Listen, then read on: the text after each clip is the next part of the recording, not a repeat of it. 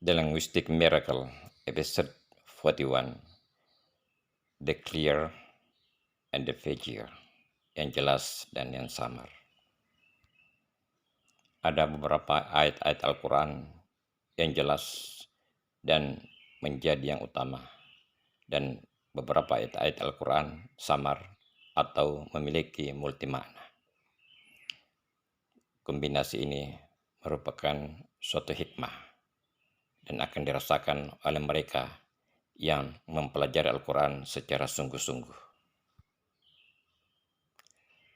Ayat-ayat yang jelas atau muhkamat adalah yang pokok dan merupakan ujian bagi mereka yang meyakininya untuk mempraktekkannya.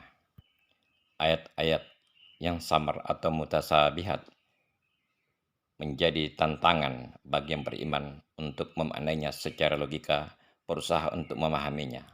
Ayat-ayat tersebut berfungsi sebagai stimulasi pikiran untuk memaknai dan mempraktekannya.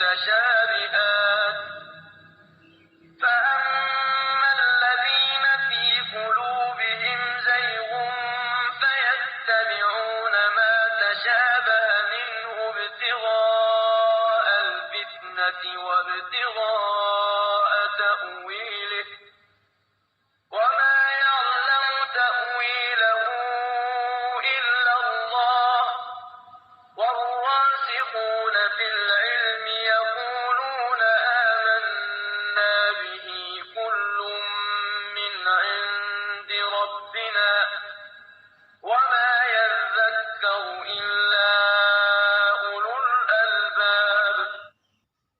Dialah Allah yang menurunkan Alkitab kepadamu. Di antaranya ada ayat-ayat yang muhkamat yang jelas. Itulah pokok-pokok kitab.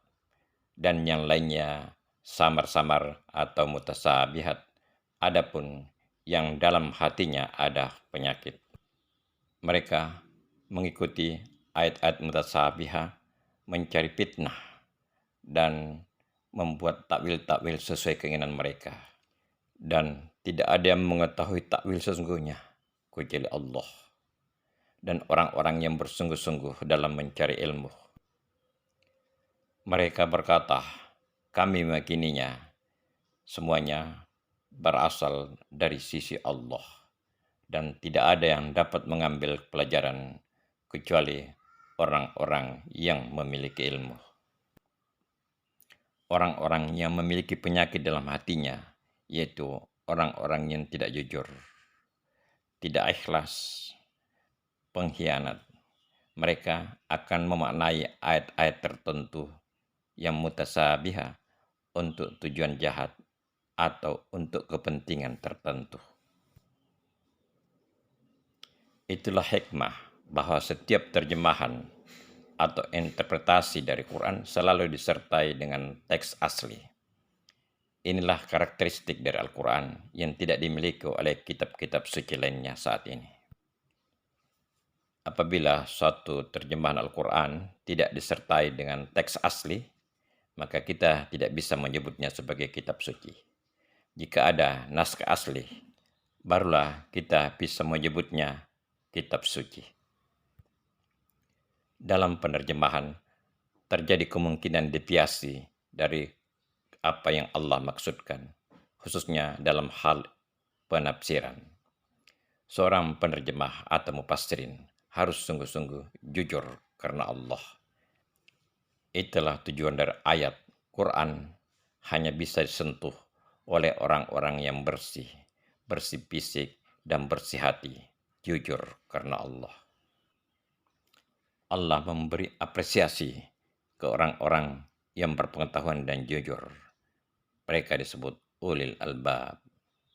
Dalam kenyataan kehidupan ini, tidak semua orang yang berpengetahuan memberikan manfaat atau kesejahteraan kepada umat. Yang terjadi bahkan sebaliknya. Dalam sejarah peradaban, orang-orang yang jujur, yang tidak dilahirkan dari keluarga muslim, tidak pernah mendengar surah Nabi di masa kecilnya, namun akhirnya mereka mendapat petunjuk dan mengucapkan syahadat. Mereka adalah tokoh-tokoh dunia yang cerdas, ulil albab. Namun, ada juga orang-orang yang berpengetahuan, yang sederhana, tidak terkenal. Mereka tidak menyandang pengakuan akademik, tetapi mereka tergolong orang-orang muttaqin dan orang-orang mukarrabin. Mereka tidak populer di dunia, tetapi populer di langit dan menjadi topik pembicaraan di kalangan malaikat. Seorang mufassirin yang bijak, jika dia tidak sependapat dengan saudaranya dalam memahami ayat-ayat Allah, dia tidak akan berkata, "Kamu salah," melainkan dia akan berkata, "Saya memiliki pendapat yang berbeda."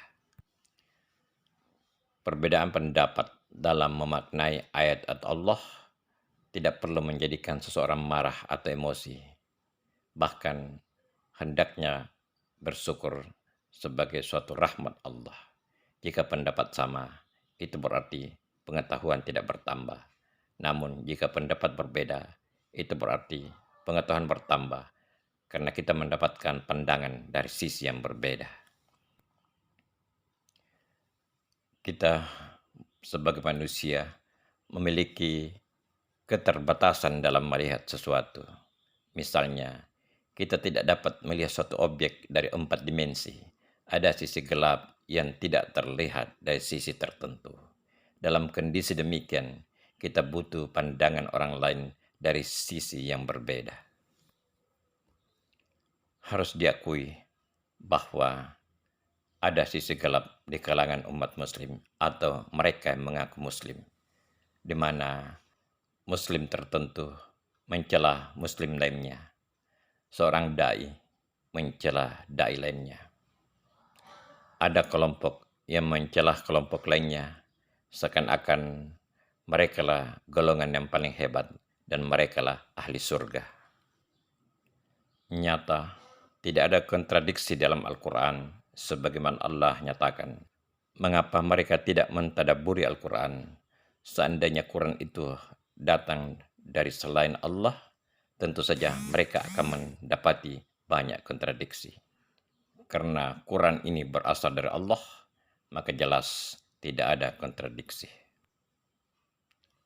Jika ada kontradiksi, itu adalah cara kita memandang dan memaknainya. Jika ada perbedaan, maka kita kembalikan kepada Allah dan Rasul-Nya. Dalam makna, kita menyadari bahwa kita memiliki keterbatasan dalam diri kita. Mungkin kita yakin bahwa kita benar, tetapi boleh jadi kita salah. Hanya Allah yang mengetahui segala-galanya. Mari kita tinggalkan lembaran hitam itu sebagai masa lalu yang tidak perlu kita ulangi. Mari kita bersatu dalam akidah, toleransi dalam khilafiyah.